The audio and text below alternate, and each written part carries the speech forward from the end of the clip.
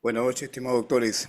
Hoy damos inicio a la primera sesión de Diplomado de Derechos Humanos y Comunidades Nativas, contando con la participación del doctor Fernando Delgado Avisuri, especialista en la materia. Doctor Fernando, una vez más mi agradecimiento por su participación en este diplomado y bienvenido. Le doy el pase, por favor. Ya, perfecto. Listo, pues buenas noches. Muchas gracias, doctor Henry Ventura. No quiero agradecer la gentil invitación de la institución INGLADES para participar en este diplomado, como efectivamente se ha previsto el tema derechos humanos y pueblos indígenas, ¿no? Lo cual hemos tratado de hacer un enfoque, yo diría, multidisciplinario en relación a la disciplina, tomando en cuenta algunos aspectos novedosos ciertamente poco abordados en esta materia, y principalmente enfocándolos en unas 12 sesiones que da inicio el día de hoy, en la que vamos a desarrollar los distintos enfoques en materia de los derechos humanos. No sin antes establecer que tenemos una sesión el día de hoy y el día de mañana, que vamos a desarrollar las políticas públicas con respecto a los derechos humanos el día martes y el día jueves de la próxima semana, donde vamos a ver los derechos emergentes y finalmente el día jueves de la próxima semana el control difuso de convencionalidad con alguna referencia efectivamente a esta temática que tiene que ver con esta importante población de personas que el día de hoy conforman lo que significa los pueblos indígenas, ¿no? Desde el punto de vista, obviamente, jurídico, pero desde una visión eminentemente multidisciplinaria. Y entonces, lo que les recomiendo es básicamente tengamos una perspectiva un tanto abierta, en el sentido de entender la categoría de los derechos humanos no necesariamente como conceptos eminentemente jurídicos, sino como categorías metajurídicas. ¿Qué significa esto? El enfoque y el lenguaje debe ser distinto para su cabal comprensión, ¿no? Los derechos humanos como categorías jurídicas, históricas y políticas y que expresan un contenido de poder no siempre pueden ser, no siempre pueden ser eh, establecidas desde el punto de vista jurídico, sino desde el punto de vista metajurídico, es decir, cambiar un poco el lenguaje en el sentido de que quien recibe el mensaje no es necesariamente abogado, ¿no? Entonces, considero que para una cabal comprensión de los derechos humanos debe por lo menos comprender el mensaje. Y el mensaje generalmente se lo ha presentado desde la visión eminentemente jurídica. Este es un grave problema cuando tenemos que enfrentar esa temática, ¿no? Únicamente tratamos de ver el aspecto jurídico y no el aspecto, yo diría, económico, social, este, un enfoque, yo diría, holístico en esta materia. Y el día de hoy me parece que el tema está plenamente justificado, ¿no? Por el hecho que estos enfoques de los derechos humanos, en el fondo es una visión holística de esta disciplina. ¿Cómo es que nosotros desarrollamos, implementamos el concepto de gestión pública, el tema de la gobernanza pública, utilizando para ello las políticas públicas, ¿no? Eso va a ser un poco lo que vamos a desarrollar el día de mañana, pero cabe el día de hoy la introducción. La gestión pública es un concepto que ya en los últimos años se ha visto ciertamente superado, pero es importante precisarlo y definirlo. La gestión pública es este conjunto de actividades que nos permiten alcanzar fines, ¿no? Para cambiar la realidad social, para cambiar el status quo de las cosas. Y para ello se utilizan las políticas públicas. Hay las políticas públicas de distintos contenidos. Lo que nos interesa el día de hoy son las políticas públicas en materia de derechos humanos. Y para ello requerimos ciertamente utilizar los distintos enfoques, para que efectivamente esas políticas públicas en el ámbito de la gestión pública sean efectivos. y aparte garanticen la vigencia de los derechos. En los últimos años ya no se habla mucho de gestión pública, sino se habla de gobernanza pública.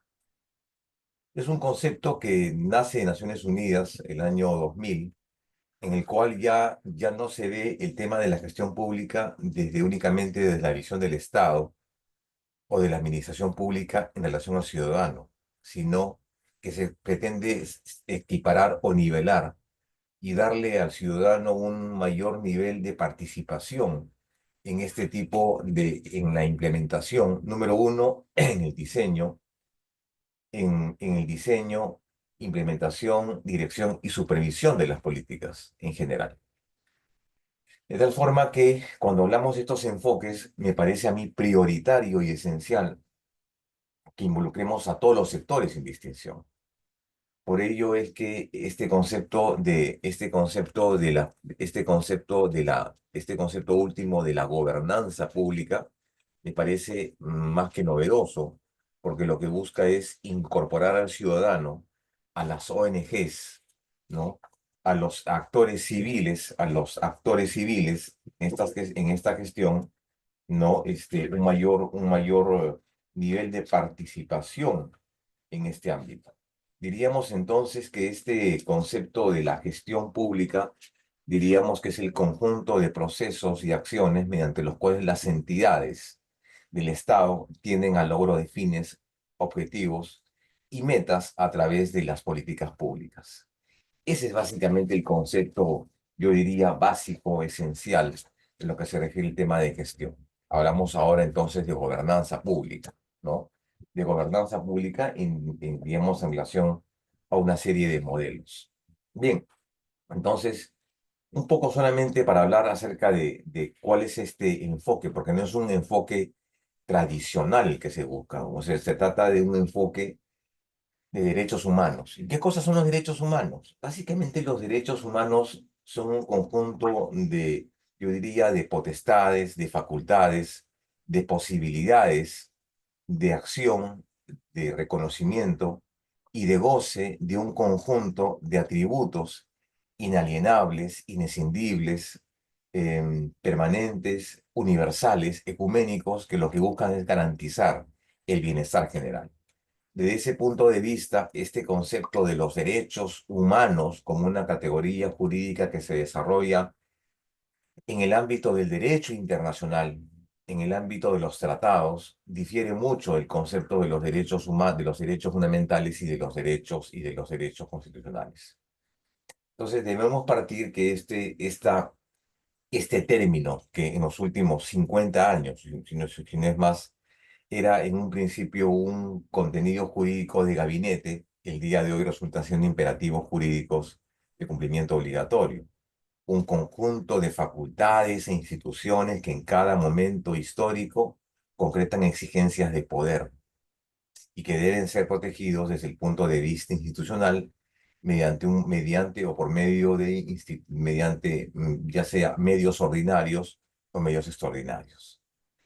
Al respecto, entonces, la defensa de estos derechos humanos se da principalmente en tres ámbitos. El ámbito interno, que significa la defensa de estos derechos vía procedimientos ordinarios, ya sea penales, administrativos, civiles y demás. Y los segundos son los mecanismos constitucionales, es decir, ya sea el amparo, el habeas corpus, el habeas data, el cumplimiento. Principalmente el amparo, como vamos a ver más adelante, y finalmente los mecanismos de naturaleza supranacional, es decir, el acogimiento a lo que establece la Comisión y la Corte Interamericana de San José de Costa Rica.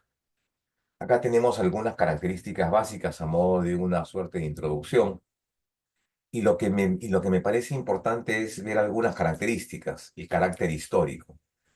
Ustedes saben que el profesor Karel Base, que el año 2000, no, el año 97, digamos, acuñó esa frase, ese término de los derechos y las generaciones, ¿no? Tratando de establecer un poco los derechos de primera generación, de segunda generación, de tercera generación, y el día de hoy, inclusive podemos hablar de derechos de cuarta generación. Bueno, ese es el carácter histórico, pero ese carácter histórico, ciertamente, ese carácter de enfocar los derechos humanos en virtud de generaciones, yo creo que ya ha sido superado. Muchos en su momento se adhirieron a esa tesis, otros la cuestionaron severamente. Yo particularmente, desde un punto de vista, yo diría metodológico, pedagógico, resulta parcialmente válido. Pero lo que no cumple esta clasificación del profesor Karel Vasek es que no incorporó en su momento los derechos de paz y desarrollo, por ejemplo, ¿no? Y los llamados derechos emergentes, que van a ser objeto de un desarrollo de la clase, de la tercera clase a mi cargo. Entonces, ese concepto de los derechos y sus generaciones nos lleva, pues, a una suerte de estratificación. Y uno se pregunta, ¿y estos derechos de las comunidades nativas y de los pueblos indígenas, dónde se encuentran? Digamos, en esa suerte de clasificación ciertamente arbitraria, porque responde a una visión particular de quien postule esa idea, ¿no? Y ese es un concepto interesante porque tiene que ver con lo que la Corte Interamericana ha establecido con lo que llama una protección invisible o una protección imposible. Los estados no han sido capaces en los últimos años de lograr una adecuada protección y muchos de los derechos contenidos en las normas internacionales o en los tratados internacionales no han sido objeto de una adecuada protección. Por eso se dice de una suerte de protección invisible. Los estados no satisfacen esa necesidad de garantizar, de proteger y principalmente de visibilizar los derechos de las comunidades indígenas, de las comunidades nativas, de las personas principalmente en una situación de vulnerabilidad, ¿no? Y el otro concepto es que la Corte asume acá un papel de un órgano de resiliencia, ¿no? Una especie de self-restraint, ¿no? Resiliencia en el sentido de un órgano de reflexión, porque muchas de las sentencias de la Corte Interamericana con respecto a pueblos indígenas, con respecto a sus distintos enfoques, creo que al final resultan siendo llamados de atención a los estados para que implementen políticas públicas en virtud de determinados y muy precisos enfoques en materia de derechos humanos. Hay que recordar también que los derechos humanos en este ámbito de los enfoques, que es un concepto que nace en Naciones Unidas, ¿no? Tiene que ver con un carácter sistémico. Estamos frente a un sistema sumamente concatenado de trámites, instancias, plazos, contenidos, potestades de los estados, y facultades no coercitivas de los órganos de control internacional en garantizar estos derechos. Por eso se habla de un carácter sistémico. El carácter dialéctico resulta sumamente importante acá entenderlo, porque los derechos humanos este, eh, deben ser concebidos como categorías dialécticas que están en permanente cambio, ¿no? Nada garantiza que, por ejemplo, que esta Declaración Universal de los Derechos del Hombre y el Ciudadano del año 48, el día de hoy, 75 años después, haya sido superada. Y que el día de hoy tengamos, por ejemplo, una serie de derechos de estas comunidades nativas y campesinas, o pueblos indígenas, como se quiera llamar, sobre la base de la existencia de nuevos derechos. Por ejemplo, los derechos de las comunidades a las tierras, a la propiedad, al respeto de sus tradiciones, a la concepción multicultural y principalmente en un enfoque de vulnerabilidad. Entonces, es evidente que el carácter dialéctico surge de expresiones de poder, ¿no? Básicamente, entre ideología de los derechos humanos dominantes y las ideologías dominadas, como está claramente contenido en esta filmina, ¿no? Y aparte, cómo surgen una serie de derechos no positivizados y socialmente exigidos, ¿no? Es decir, estamos frente al reconocimiento de un conjunto de derechos que han estado ciertamente sumergidos durante muchos años y que estos derechos han sido objeto de reconocimiento, al menos por parte de algunos países, por una declaración, la Declaración de Cataluña del año 2000 en España, que reconocía determinados derechos que tienen un contenido político, económico y principalmente de reivindicación social, ¿no? Ahora, también es evidente que los derechos humanos tienen una alta dosis y un carácter utópico, ¿no? Reflejan una crítica o una contrafacticidad de contradicciones y ciertamente una irracionalidad socialmente existentes, ¿no? Los conflictos sociales, los conflictos políticos también han generado ciertamente la necesidad de que los nuevos derechos puedan ser objeto de deban ser objeto de una, digamos, protección reforzada, como es el caso de los migrantes, por ejemplo, ¿no? Los conflictos políticos, las situaciones climáticas, este nuevo orden, ¿no? Que ha traído como consecuencia esta cierta irracionalidad. Por eso se dice que los derechos humanos es una categoría también utópica, ¿no? Es una aspiración general que ciertamente a veces no se cumple. Y finalmente, el carácter expansivo, ¿no? Naciendo desde los llamados primigenios derechos civiles y políticos, seguido por los derechos sociales, que tienen un alto grado, un alto contenido, digamos, de economía y de responsabilidad en el cumplimiento presupuestario, pasando por los derechos de los pueblos, pasando por los derechos de las autonomías y pasando también por los derechos ecológicos, ¿no? Y en fin, o sea, estamos hablando de un carácter eminentemente expansivo.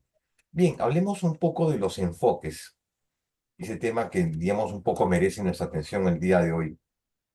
Y lo cierto es que la realidad nos aporta muchos ejemplos, nos aporta muchos ejemplos. Quiero entonces partir acerca de los distintos enfoques. El primer contenido de los enfoques, hablando de nuestra realidad peruana, parte del Plan Nacional de Derechos Humanos, que es una herramienta de gestión pública sobre las políticas públicas en derechos humanos. Y que, como ustedes saben, ha estado aprobado en tramos, dándole distintos enfoques. Este último tramo, el vigente, el Plan Nacional de Derechos Humanos, ha pasado, por ejemplo, desde temas que tienen que ver con la inclusión hasta temas de empresa.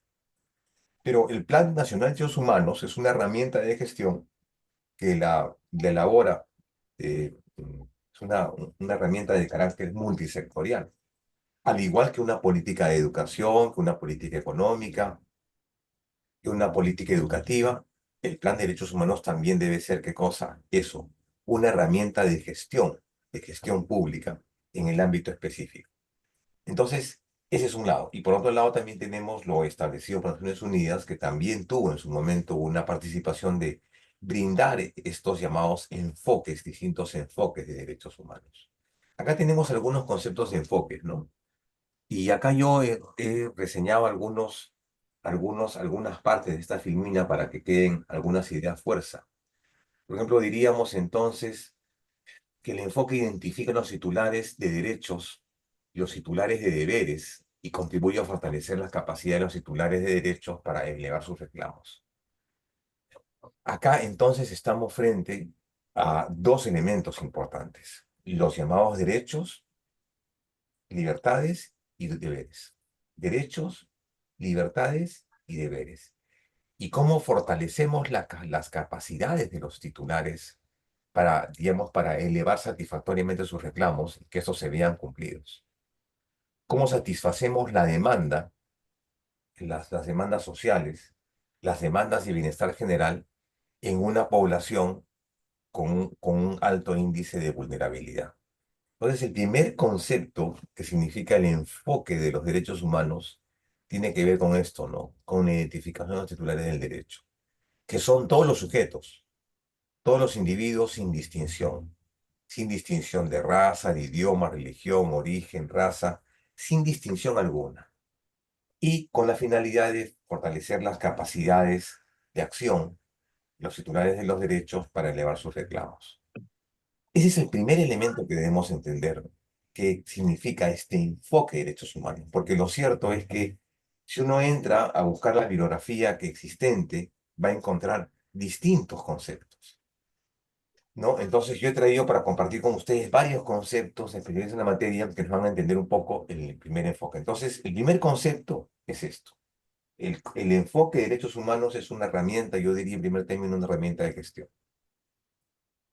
Lo que busca es identificar o construir una visión holística del problema de derechos humanos. Y el primer elemento es que identificamos enfoques los titulares de derechos, titulares de deberes, con la finalidad de fortalecer capacidades frente a sus reclamos. Acá tenemos otro enfoque, ¿no? Otro concepto.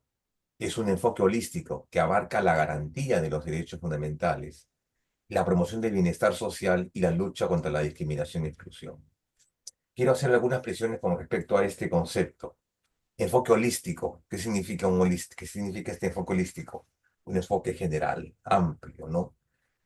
Es una visión de sociología, es una visión de antropología, es una visión política, es una visión económica, es una visión de derecho, es una visión de derecho, una visión jurídica, una visión histórica. ¿De acuerdo? Una visión multidisciplinaria, pero que lo que busca es la promoción del bienestar social.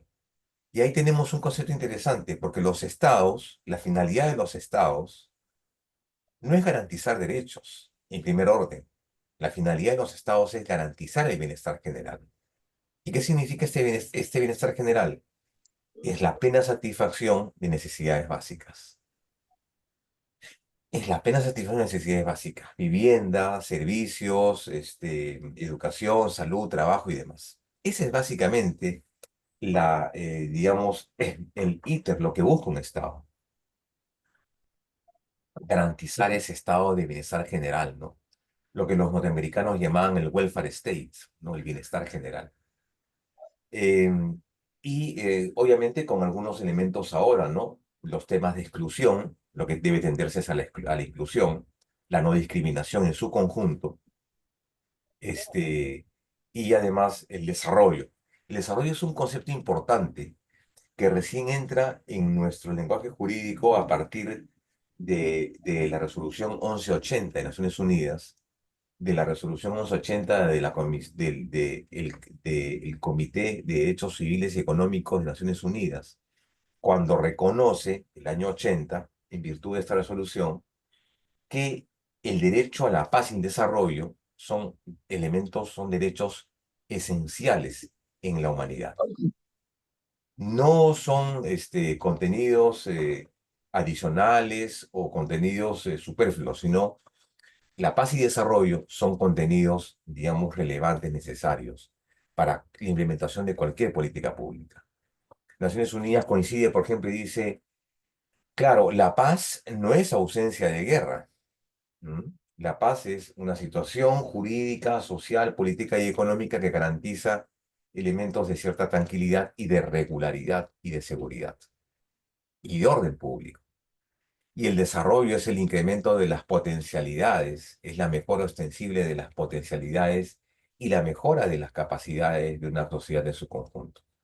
Este es un concepto también, o sea, si se trata de un concepto holístico, evidentemente ese es uno de ellos, una visión, un concepto de derechos humanos. ¿A qué se refiere el enfoque de derecho? Se refiere a un paradigma conceptual que aborda la relación entre los derechos humanos y el desarrollo. ¿Qué son los paradigmas? Los paradigmas son aspiraciones. Son aspiraciones. El paradigma, por ejemplo, siempre el profesor Llorente, por ejemplo, decía, la Constitución es un paradigma, decía. ¿Por qué? Porque es la aspiración, es el deber ser. El profesor Rubio Llorente, profesor español, decía eso, ¿no? Los paradigmas. Entonces, los derechos son paradigmas, las libertades son paradigmas. Un paradigma conceptual que aborda la relación entre derechos humanos y el desarrollo. Obviamente, y que busca la promoción del bienestar social. Ahí tenemos otro elemento también importante, un elemento conceptual. ¿Qué es el significado del enfoque de los derechos? Es un paradigma conceptual que aborda la relación de derechos y el desarrollo enfocado en una garantía de los derechos. ¿Por qué es importante el enfoque de los derechos humanos? Es importante, aparte de lo que se dice acá, porque no solamente es importante garantizar los derechos humanos, sino también es identificar que los derechos humanos resultan siendo este, eh, espacios o terrenos que requieren un tratamiento individualizado, particular. Las políticas públicas de derechos humanos que aplican los enfoques también tienen que tomar en cuenta, digamos, no tan importante como la producción de derechos, la forma que lo hace, es decir, el procedimiento. O sea, en otras palabras, la adopción de la política pública. Entonces, una cosa es la gestión pública y otra cosa es la política pública. La gestión pública es el conjunto de acciones o actividades. La política pública es ese rumbo de acción que vas a tomar. Entonces, es importante no solamente la protección de la población, sino satisfacción de necesidades, sino también la forma como enfocas el procedimiento. Más allá de ello, dice, porque es importante, porque garantiza derechos fundamentales de la persona, promueve el bienestar social, especialmente en contextos de crisis, en conflictos naturales y pandemias. Por eso es importante. Pero hay que entender, no solamente es importante garantizar el bienestar de la comunidad en situaciones de conflicto, en situaciones, digamos, de pandemia, como se ha dicho, sino es importante también la forma en que lo haces. Porque la forma en que lo haces va a determinar ciertamente el éxito, va a determinar el éxito en la gestión pública. ¿Por qué? Porque has escogido una política pública adecuada. ¿Y cómo escoges una política pública adecuada? Identificando el enfoque correcto. ¿De acuerdo? Eso lo vamos a explicar más adelante con algunos ejemplos, que la verdad hay muchos, ¿no?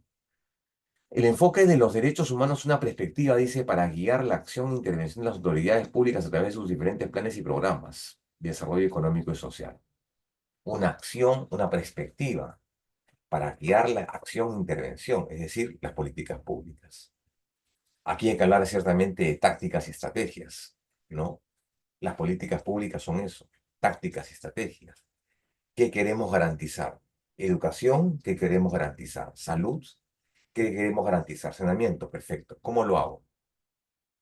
Mi estrategia, a veces, el término estrategia y táctica es distinto. Y aquí son términos ciertamente más que importantes para entender. Táctica y estrategia. Más adelante, repito, hemos traído varios ejemplos, no solamente que nos da la literatura en específico, sino también, digamos, la realidad de nuestro país. Y he traído, los ejemplos que vamos a dar va a ser básicamente ejemplos de nuestra problemática real y social, que nos van a permitir comprender un poco lo que significa estos enfoques. Por ejemplo, tenemos algunas definiciones importantes de algunos distinguidos colegas, por ejemplo, Amartya Sen y Martha Nussbaum nos hablan, dice, el enfoque de derechos es un enfoque que parte de la perspectiva de los derechos humanos como un todo interconectado.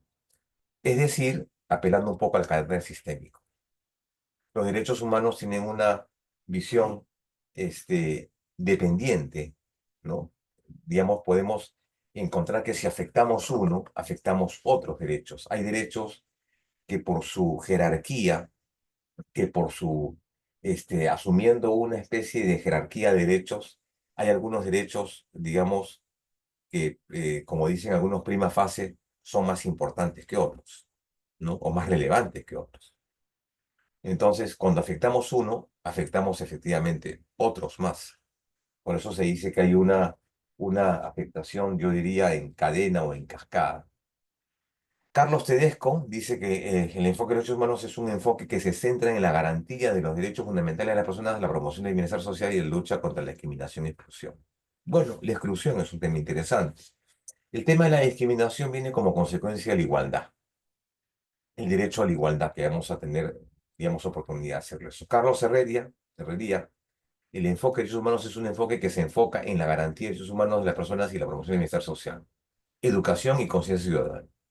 Aquí es importante también entender eso, ¿no? La participación ciudadana, los mecanismos de control ciudadano también es un elemento importante. Fernando Leseta nos dice, es un enfoque que se centra en la garantía de los DDF, de las personas, la promoción de bienestar social y la lucha contra la discriminación y exclusión. Importante derecho. Perfecto. Veamos algunos ejemplos.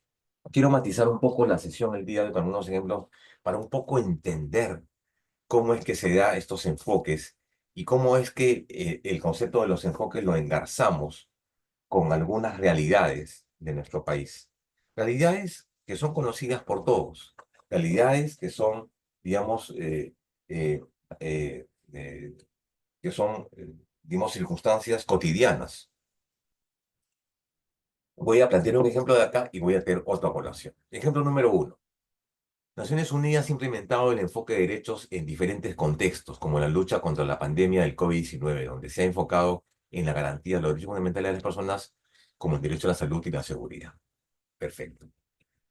Entonces, cuando ocurrió el COVID el año, cuando ocurrió el COVID el año, cuando comenzó el COVID el año, si mal no recuerdo, 2020, ¿cuándo comenzó el COVID? El año 2020, el año 2021, ¿no? ¿Estamos de acuerdo o no? ¿Cuándo comenzó el COVID? 2021, ¿no? 13 de marzo, que fue el momento que nos dieron esta privación esta privación de estas declaraciones de estado de emergencia. Perfecto. En ese contexto, bueno, era indispensable de que la población, de que el Estado restrinja derechos fundamentales y libertades públicas a partir de una serie de medidas poco conocidas, como por ejemplo fue el distanciamiento social, fue los estados de emergencia, fue el toque de queda, fue la cuarentena y demás medidas. Pero ese era un enfoque, o sea, los estados, no por disposiciones de Naciones Unidas, sino los estados se vieron forzados a implementar políticas públicas en materia de salud, ¿no? Hasta ese momento nosotros no sabíamos qué cosa era el distanciamiento social, no sabíamos qué era una cuarentena, sabíamos sí qué significaba un toque de queda, un estado de emergencia, ¿no? Pero entonces digamos, Naciones Unidas se enfoca en básicamente un elemento importante de política pública, salud. ¿De acuerdo? Salud. Entonces, este concepto de salud, obviamente, en una población tan dispar como la peruana, y acá hago referencia a un caso peruano, significó lo siguiente, y ustedes creo que son testigos de todo ello. Claro, el Estado peruano se ve entonces la necesidad de contar con vacunas. No tenía vacunas.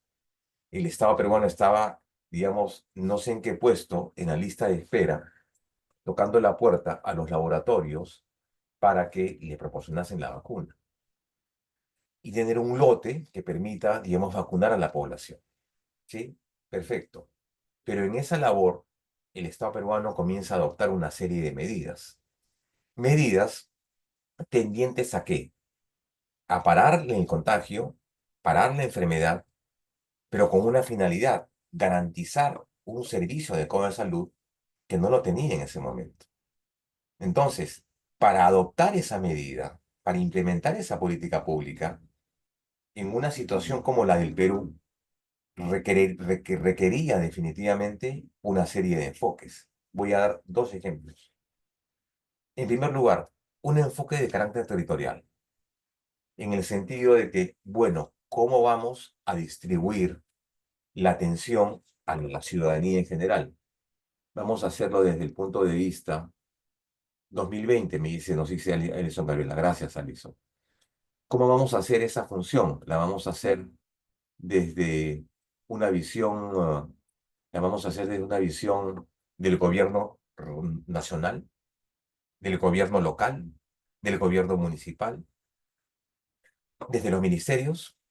Vamos a implementar vamos a ejecutar la política pública. ¿Desde qué ámbito? Le vamos a dar a los gobiernos municipales esa facultad para que ellos, digamos, implementen, diseñen, ejecuten y supervisen políticas públicas de salud, o va a ser el gobierno central. En esa circunstancia era necesario que la implementación de un enfoque territorial. Al final, ¿qué cosas hizo? El Estado peruano, es decir, aplicando un enfoque territorial, dijo, el Ministerio de Salud se va a encargar de dirigir la política general de la lucha contra el COVID. Porque si no, diríamos, bueno, que cada municipio se encargue, cada municipio a su manera se encargue entonces de implementar las políticas de vacunación. cada poblado, cada alcalde distrital, cada alcalde provincial que se encargue cada uno de ver cómo, digamos, consigue la vacuna. Y cada uno verá la forma de cómo efectivamente, digamos, desarrolla esta política de vacunación.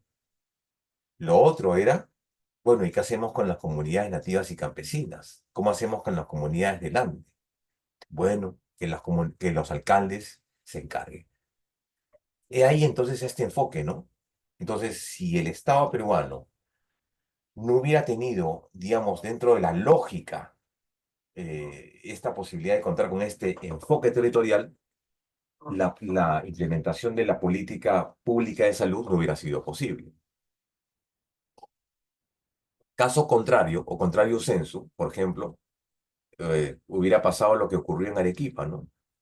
Que el gobierno regional de Arequipa, el presidente, el gobernador regional de Arequipa, dijo en su momento, ¿no? Ya que el gobierno central no puede conseguir las vacunas, las consigo yo, ¿no? El gobernador Licas, las consigo yo. Yo ya he hecho mi acuerdo con el gobierno de Rusia que me va a que me va a donar vacunas, entonces yo voy a aplicar las vacunas en mi población. Sin pruebas, sin medición, sin evaluación, sin estudio de impacto. Entonces, eso no se dio efectivamente. Entonces, acá tenemos un ejemplo. Dos, dice, ejemplo número dos, la UNESCO ha implementado el enfoque de derechos en la educación, enfocándose en la garantía de los derechos fundamentales de las personas como el derecho a la educación y promoción del bienestar social. Educación. Otro derecho fundamental afectado entonces por la COVID-19. ¿De acuerdo? En ese contexto, yo he sacado estos ejemplos de la resolución 001-2020 de la CIDH, por si acaso. Hay una serie de ejemplos, es un diagnóstico que hace la CIDH con respecto a la adopción de políticas públicas y los enfoques que deben asumir los estados en contextos de pandemia. Bueno, tenemos el tema de la educación. Como ustedes bien saben, durante el COVID-19 hubo una educación remota. Bueno, perfecto, listo. Las personas en las ciudades no tenían mayor problema digamos, para, para aplicar esto, ¿no es así? O sea, en la ciudad no había problema, había una conectividad con ordenadores y computadoras. ¿Y qué pasaba, digamos, en las zonas más alejadas? No había conectividad y no habían computadoras, no habían laptops. Los escolares, digamos, de pocos ingresos o de pocos recursos, tenían que compartir los teléfonos con sus hermanos para llevar las clases remotas. ¿Cierto o no es cierto? Entonces, ahí que tenemos que aplicar un enfoque, porque el enfoque no puede ser igualitario para todos, ¿no? El Estado debió tener, por lo menos decir, vean ustedes, claro, tenemos este enfoque y este enfoque va a permitir que la conectividad en materia de las clases escolares, sea igual para todos. Claro, ¿y qué pasa con los pueblos de la sierra que no tenían conectividad o de la selva que no tenía conectividad? Entonces, ahí debió primar un enfoque de inclusión. Un enfoque de inclusión en primer término y también un enfoque de territorialidad, ¿no? Es decir, ¿quién se encargaba de eso? El gobierno central, las municipalidades, Ministerio de Transportes, Ministerio de Educación, en el sentido de, digamos, facilitar laptops o tablets para los niños, ¿no? Entonces no era un problema únicamente de las ciudades, era un problema básicamente de las localidades alejadas. Ese es un tema que tiene que ver, por ejemplo, con un enfoque de derechos en materia, digamos, número uno, en materia vinculado al tema de la educación, pero el enfoque de derechos, número uno, con respecto a un enfoque de inclusión, y número dos, un enfoque de derechos vinculado a un tema territorial. Y también un enfoque etario, ¿no? Digamos, en edades. Porque las políticas públicas no podrían ser igualitarias con respecto a estudiantes de la universidad que estudiantes en el colegio. O estudiantes, por ejemplo, o profesionales que estaban, por ejemplo, cursando maestrías o doctorados en la universidad. habría también que hacer la diferenciación, por ejemplo, universidades nacionales y universidades privadas. Las universidades privadas contaban con estos ya plataformas, las universidades nacionales no todas, ¿me entienden?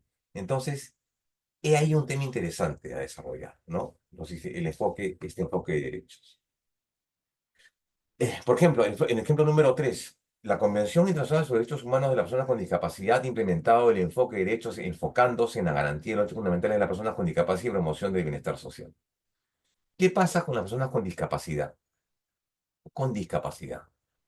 Defensoría del Pueblo ya había precisado que el concepto de la discapacidad debería ser entendido como un menoscabo de las capacidades, un menoscabo o disminución de capacidades cognitivas y motoras de un individuo, que no le permiten a una persona realizar una actividad en comparación con otra que no tiene esas deficiencias. Entonces, si tenemos una población con un alto nivel de discapacidad, digamos, discapacidad visual, discapacidad motora, discapacidad visual y de todo tipo, entonces lo que debemos aplicar es otro enfoque, un enfoque distinto, el enfoque de discapacidad. Hace más o menos 2 o 3 meses, hace 2 meses estamos hablando hicimos una especie de, ¿cómo se llama esto? Webinar o classroom para el laboratorio de gobernabilidad de la Universidad Austral. Y estábamos citando un caso como este, del tema de discapacidad. Vean, el gobierno argentino hace más o menos hace unos 8 o 10 años asumió una política económica interesante y que nos permite un poco graficar el ejemplo que les quiero plantear con respecto al tema de la discapacidad. Y dijo lo siguiente: en Argentina se dispuso que las empresas del Estado tuvieran que contratar, tengan la obligación de contratar a personas con discapacidad y a personas adultos mayores, de manera obligatoria, un porcentaje, y incorporarlos en planilla. Bueno, y esa propuesta fue una propuesta elaborada por el Laboratorio de Gestión Pública. El gobierno lo aplicó, lo cual generó, obviamente, una serie de críticas, ¿no?, de algunos sectores extremadamente conservadores que decían, pero ¿por qué el Estado tiene que contratar personas con discapacidad? Cuando personas con pleno uso de sus capacidades pueden rendir mejor y pueden producir más. Con el respeto que nos merecen los adultos mayores, ¿por qué no se contrata jóvenes, personas, digamos, con mediana edad? ¿Y saben cuál fue la razón? La razón fue la siguiente. Después de un año de la adopción de esta política, se dieron cuenta que el Estado gastaba demasiado dinero en atención de personas con discapacidad y el Estado gastaba demasiado dinero en temas de pensiones y de salud en adultos mayores. Y que esta medida había promovido el hecho que un adulto mayor se enfermara menos y que colaborara más, digamos, en un ministerio. Y también que el Estado ahorró, porque claro, en la medida que comienza a trabajar para el Estado o reanuda su actividad laboral, deja de cobrar su pensión y recibe un sueldo. Entonces, el Estado se ahorraba esa pensión y generaba un sueldo que efectivamente que generaba un trabajo. Y lo otro es que enriquecía la experiencia del sector público, ¿no?, con la experiencia que estos adultos mayores tenían en las áreas específicas.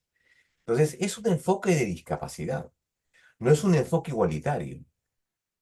Otro caso, recuerden ustedes cuando ocurrió la pandemia, una de las medidas que asumió el gobierno, errónea o errada, fue efectivamente esto de decir, por ejemplo, las personas con morbilidad, las personas que tengan morbilidad en peso y las personas que tengan más de 55 años, 60 años, no pueden ir a trabajar, ¿de acuerdo? Con discapacidad. Y esa medida fue una medida igualitaria para todos, sin tomar en cuenta una política de discriminación.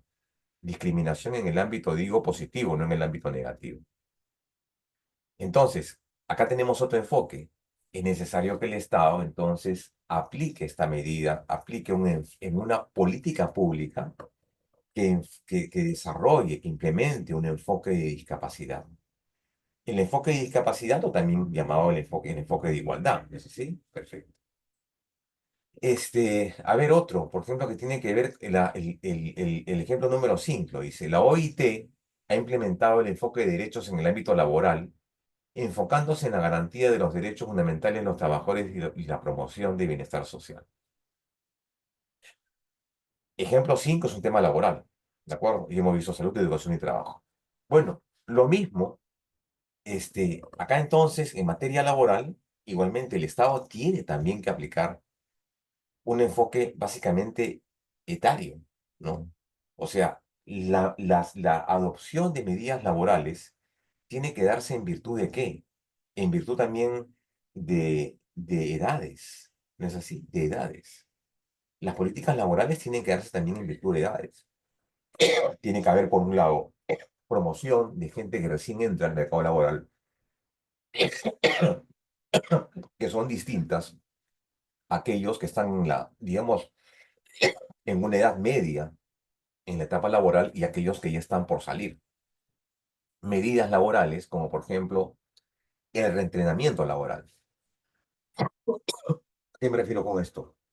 Cuando personas, por ejemplo, voy a dar un caso real que se dio hace muchos años. Hay un caso emblemático en la Corte Interamericana, el caso de los trabajadores de la Municipalidad de Lima, que fueron cesados por el alcalde Andrade, ¿no? Y que después de casi 25 años, 20 años, lograron, por parte de la Corte Interamericana, su reincorporación o su reconocimiento de derechos. Después de casi 20 años, trabajadores de limpieza pública, sindicatos de trabajadores de la municipalidad. Bueno, después de muchos años lograron que la Corte Interamericana encontrase el Estado no responsable de esos despidos. Bueno, el hecho fue el siguiente, que la Corte dijo, ¿no? Bueno, hay tres grupos de trabajadores, no todos son iguales, perdón, no todos son iguales. Hay algunos que pueden optar por una pensión, una jubilación anticipada, hay otros que ya tienen problemas de salud, que no pueden regresar al trabajo, y hay un grupo importante que requiere una política de lo que se llama una política de reeducación laboral, es decir, que los entrenen en el trabajo, que los entrenen ahora pues en el tema de la inteligencia artificial, en manejar correo, WhatsApp, hoja de cálculo, Word, no sé, Word, esas cosas, ¿no? Para que sirvan o sea, para la actividad. Entonces, hay un grupo de trabajadores que efectivamente dijeron, señor, bueno, yo quiero regresar a mi trabajo, aunque ya tengo una edad, no estoy tan joven, pero quiero hacer el trabajo. Ahí tiene que adoptarse un enfoque distinto, no es un enfoque de igualdad, porque no todos son iguales. No todos son iguales. Algunos están con discapacidades, otros están con temas de edad, otros que ya se retiraron, ¿no? Entonces, el enfoque debe ser distinto. Entonces, el ejemplo 5 digamos, nos permite eso. Bien, perfecto. Yo creo que ha quedado un poco claro. Más adelante vamos a ver esto ya de manera un poco más detallada con los enfoques que vamos a presentar ya desde el punto de vista conceptual. ¿Cómo se puede implementar el enfoque de derechos? A través de políticas públicas que garanticen los derechos fundamentales de las personas. Ah, ¿cómo se implementan el enfoque de derechos? A través de las políticas públicas. Tú no puedes hacer efectivo una gestión pública sin políticas públicas. Tú no puedes ejecutar políticas públicas sin un enfoque. No puedes. Es indispensable que en las políticas públicas, digamos, el Estado, la administración pública tenga que necesariamente asumir un enfoque, un enfoque. En el Perú, ese es un grave problema. En el Perú, ese es un gravísimo problema. Porque lamentablemente, cuando a veces entramos a este ámbito, digamos, de esta economía, yo diría, hasta brutal, que significa, por ejemplo, y que de alguna manera se ha visto frenada por esta llamada consulta previa, que es un tema que también se va a abordar en este diplomado, pero por otro colega especialista, ¿qué se dijo? O sea, esto generó un conjunto de conflictos principalmente mineros, acuérdense ustedes. ¿Y qué es lo que hacía el Estado cuando había un conflicto minero? ¿Qué es lo que hacía el Estado? Ya no con comunidades, digamos, en zonas de costa o sierra, sino en la selva. Lo que ocurre ahora en Patás con la minería ilegal, lo que ocurre, por ejemplo, permanentemente en estas comunidades nativas de la selva que tienen problemas de contaminación por pozos petroleros. Entonces, ¿qué hacen ahí? Perfecto, ¿hay algún conflicto? No va el ministro, va un funcionario de segundo grado, tercer grado y dice, bueno, perfecto, la haremos larga, la haremos larga. Eso es lo que hacen, pues, la haremos larga. Y yo digo eso desde mi experiencia personal. Yo trabajé muchos años en el tema de conflicto, viendo algunos temas de conflictos en Defensoría del Pueblo. Y entonces, la percepción que tengo yo es que si no aplicas si no aplicas un enfoque, no va a ser posible resolver el conflicto. No va a ser posible implementar la política pública. ¿Cómo así? Llegas a una comunidad, imagínate, llegas a una comunidad nativa en la selva. Entonces llegas pues con una comitiva del Estado, el ministerio, por ejemplo, llegas con el ministerio, no sé, Energía y Minas, técnicos, ¿no? Técnicos de escritorio, que no conocen el idioma, número uno, que no conocen las costumbres, no conocen la idiosincrasia, no tienen idea con quién están hablando. Ellos simplemente ven el conflicto. Entonces ellos plantean lo que generalmente hacen, ¿no? La dan larga. Y ya cuando el conflicto explota, entonces ya recién ellos dicen, bueno, vamos a tomar cartas en el asunto. Y lo que no se dan cuenta es que si no tienen el enfoque correcto, no van a ser capaces de resolver el problema. Porque ellos piensan, el Estado piensa de manera errada que ese es el conflicto, que ese es el conflicto. El conflicto no es ese. Lo que está pasando es la manifestación del conflicto. Esa es la consecuencia del conflicto. El conflicto se generó hace años, pero que no se atendió. Y llega un momento, de acuerdo a esta línea del conflicto, a la ciencia del conflicto social, que llegas a una suerte de meseta. La meseta es el conflicto permanente. Si no tienes tú un enfoque, en este caso multicultural, entonces no vas a ser capaz de entender la problemática de los conflictos mineros o los conflictos medioambientales. ¿A qué me refiero con esto? Que si no vas a entender de que la visión occidental, la visión tradicional de la ciudad es distinta a la visión de la persona que vive en la selva, que a él lo que le interesa es su propiedad, pero la propiedad no desde el punto de vista individual, sino la propiedad comunal. Su tierra es su único valor. Su tierra es su ancestro. Su tierra es la pacha, ¿de acuerdo? Lo que le da la vida, lo que le da alimento, lo que le da el sustento, lo que le da su historia, lo que le da su religión. Para nosotros, la propiedad es una cosa distinta, ¿no? Es un título de propiedad, el uso, goce y disfrute. Pero no es para nosotros, pues, la propiedad. O sea, yo me compro, por ejemplo, no sé, un departamento en Miraflores y no digo, esta es mi tradición, mi historia, ¿no? Esto no es de la comunidad, esto es mío. Pero anda a hablar con un poblador de la selva o de la sierra y dile que es tu comunidad, lo que te va a decir, mi propiedad es comunal, es mi historia, es mi tradición, ¿no? ¿Entienden? Entonces, si no tienes ese enfoque multicultural, el asunto no lo vas a poder ni siquiera arreglar ni desarrollar. ¿De acuerdo? Acá tenemos el enfoque de derechos humanos, el enfoque de derechos ya basado en la concepción de derechos humanos, ¿no? Es un marco conceptual para el proceso de desarrollo humano desde el punto de vista normativo. Se basa en las normas internacionales de derechos y desde el punto de vista operacional se orienta a la promoción y protección de derechos humanos. Marco conceptual. Es decir, ya es una técnica un poco más, digamos, decantada, es una técnica mucho más, yo diría, elaborada, es una, es herramientas e instrumentos de gestión, pero obviamente con tabuladores, ¿no? Estamos hablando de acá de diagnósticos, digamos, de cómo se diseñan las políticas públicas, desde el diseño, diseño, implementación, ejecución, supervisión, ¿no? Y finalmente diagnóstico de las políticas públicas. Entonces, ya Naciones Unidas había dicho esto, aquí está, en el año 97, la Secretaría de Naciones Unidas instó a todas las entidades, a todas las entidades del sistema de Naciones Unidas a incorporar sistemáticamente los derechos humanos, actividades y programas. Es decir, ya obviamente como obligaciones, ¿no? Ya son a nivel macro. Ahora, ciertamente, cada país desarrolla estos enfoques de manera distinta, ya son potestades de cada estado, efectivamente, para, digamos, hablar para ello. Ahora, ¿por qué? ¿Cuáles son las razones por la cual debe desarrollarse este enfoque de derechos humanos? Por varias razones, ¿no? Porque reconoce que el enfoque basado en los derechos humanos es lo correcto desde el punto de vista moral y lo jurídico.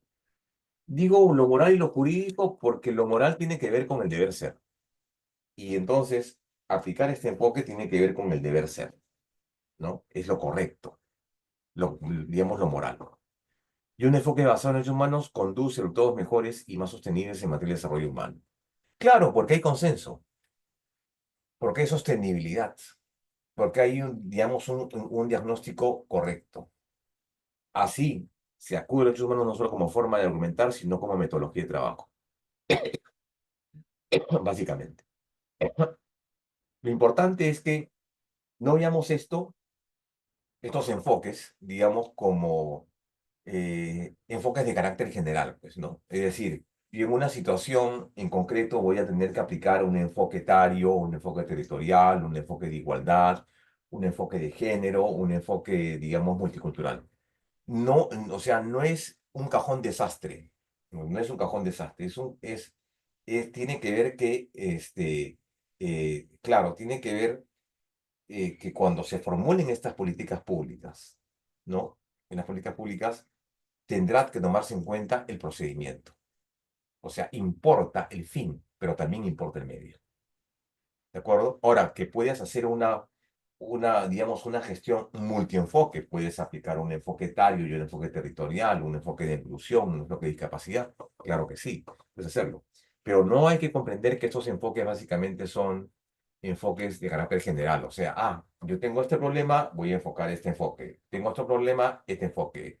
Es básicamente un elemento de concepción, ¿no? ¿Cómo ves el tema de los derechos? ¿Cómo ves el tema de los derechos humanos, ¿no? Básicamente. Algunos principios de los enfoques son la materialización real de los derechos, la especial atención de grupos vulnerables, la independencia e integralidad de todos los derechos y la participación activa de los titulares de los derechos humanos. Perfecto. Doctor Henry, ¿está usted por ahí?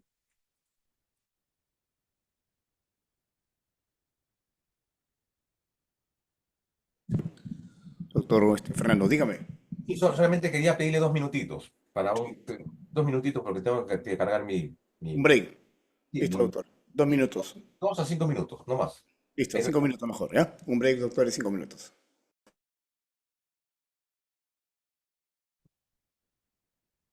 Bien, si hay alguna duda con respecto hasta dónde hemos avanzado, por favor háganmelo saber.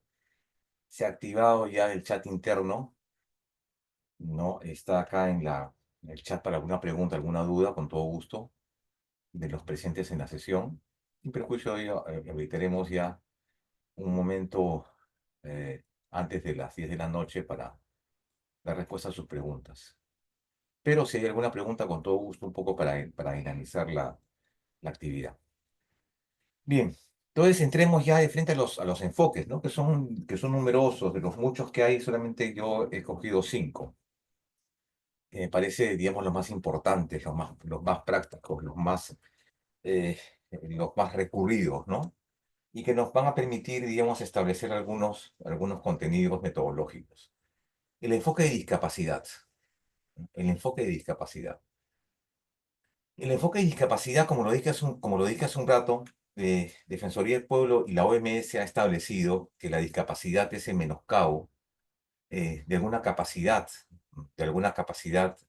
cognitiva o motora de un individuo. Entonces, cuando aplicamos una política pública, debemos entender que no todos son iguales. Hay personas que tienen distinto tipo de discapacidades, ¿no? Entonces, lo que tenemos que aplicar acá, como a efectos de contrarrestar ese menoscabo, ese deterioro cognitivo o físico, es básicamente, ¿qué cosa? Es darles o implementar políticas que se conocen como políticas afirmativas, acciones positivas, ¿de acuerdo? Doy un ejemplo muy claro. La implementación, por ejemplo, en todos los ámbitos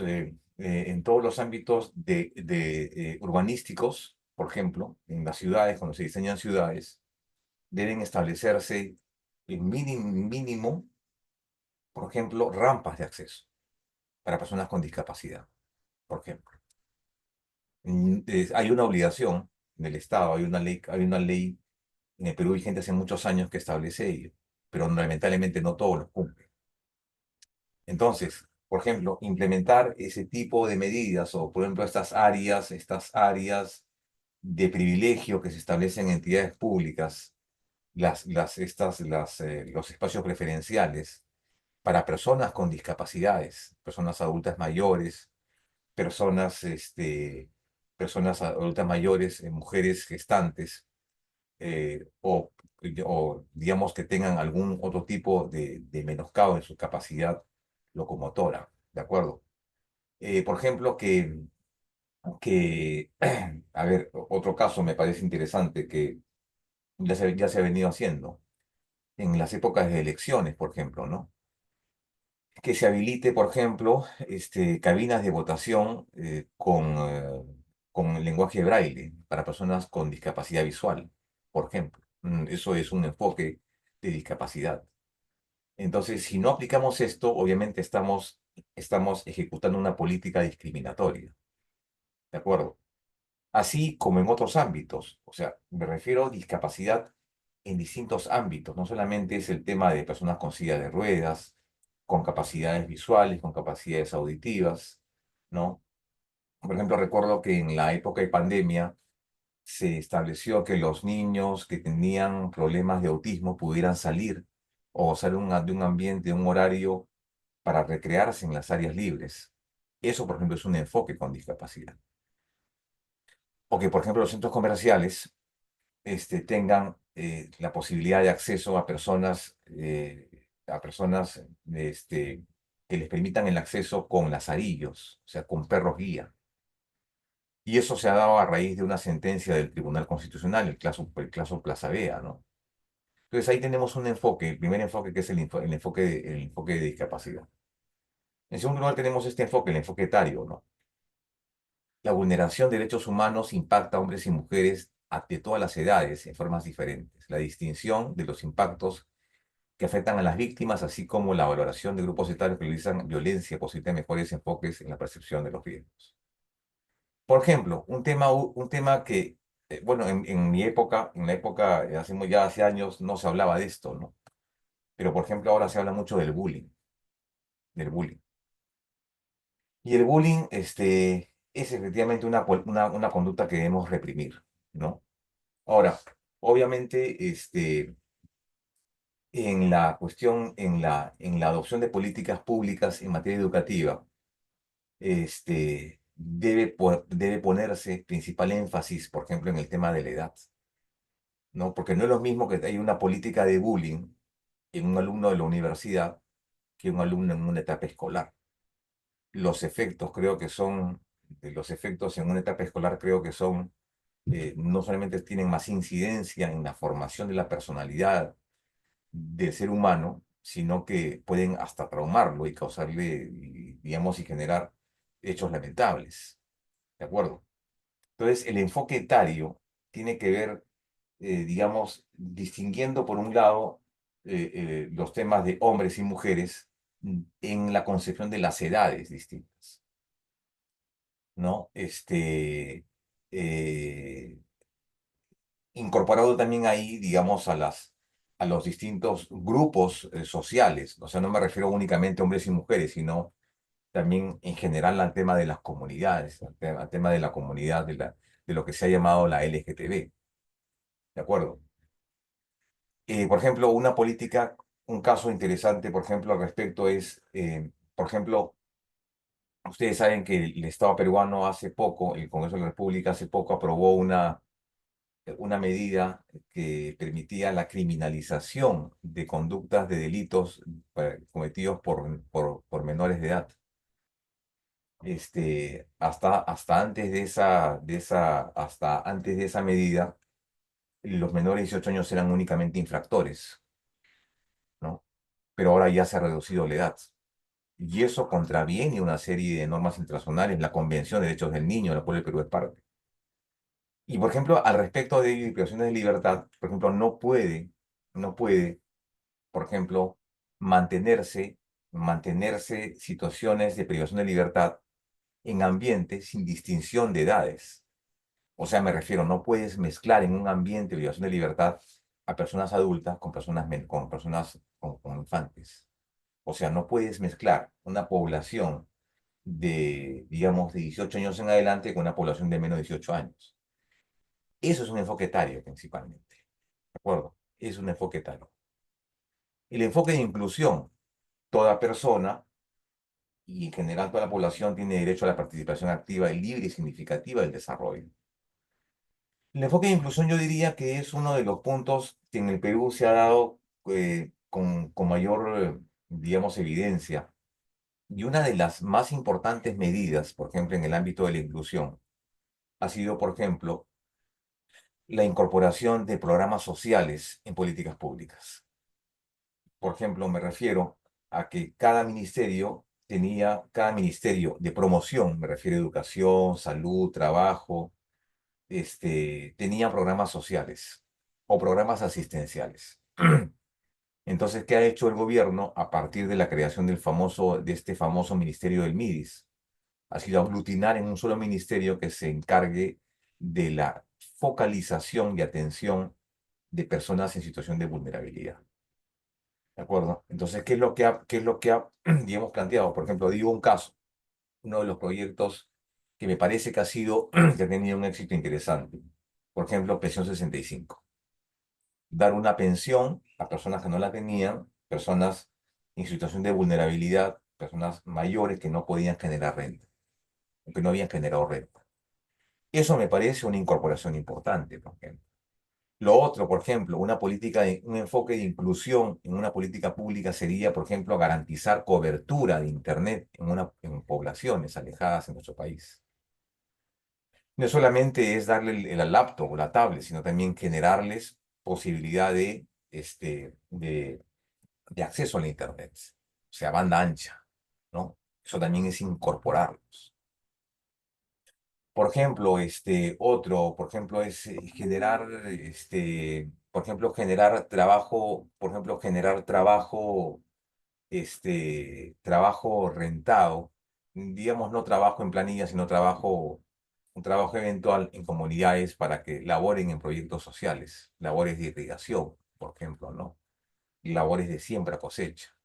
Entonces, lo que busca este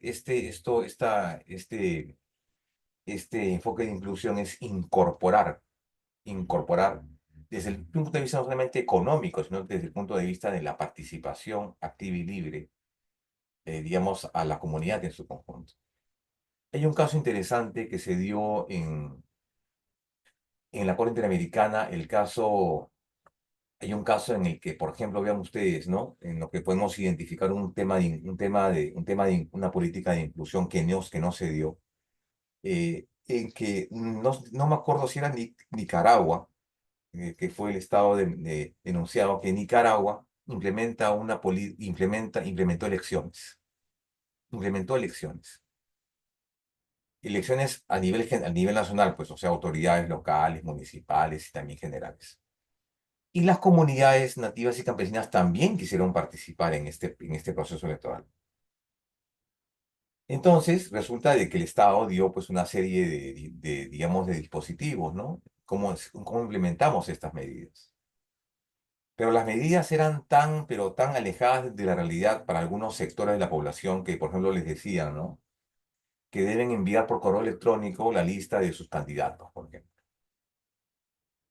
Deben entregar por correo electrónico la lista de sus candidatos. Si no pueden mandarlo, si no pueden, digamos, dejar esa lista de manera personal en la capital.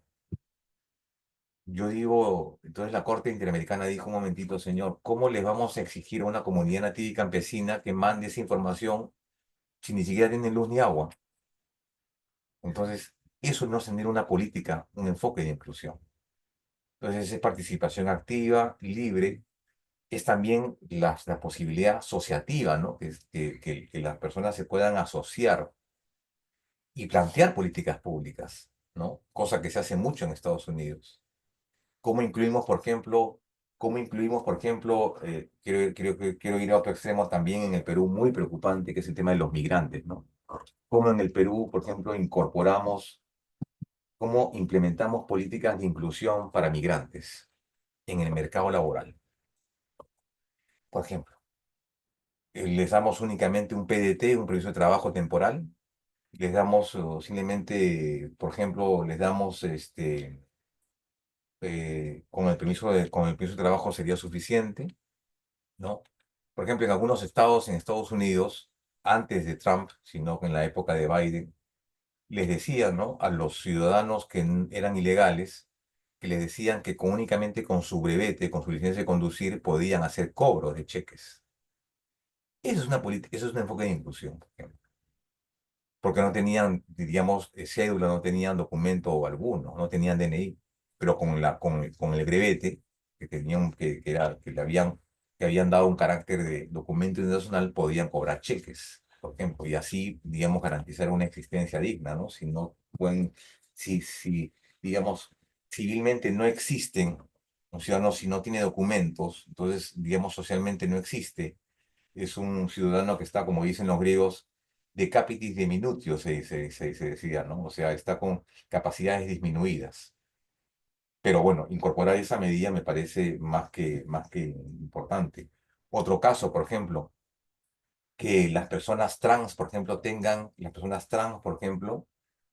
ya ahora un reconocimiento del DNI, el reconocimiento, digamos, ya sea del nuevo nombre, ¿de acuerdo? No del sexo, sino del nuevo nombre, y que responda a su apariencia, ¿no?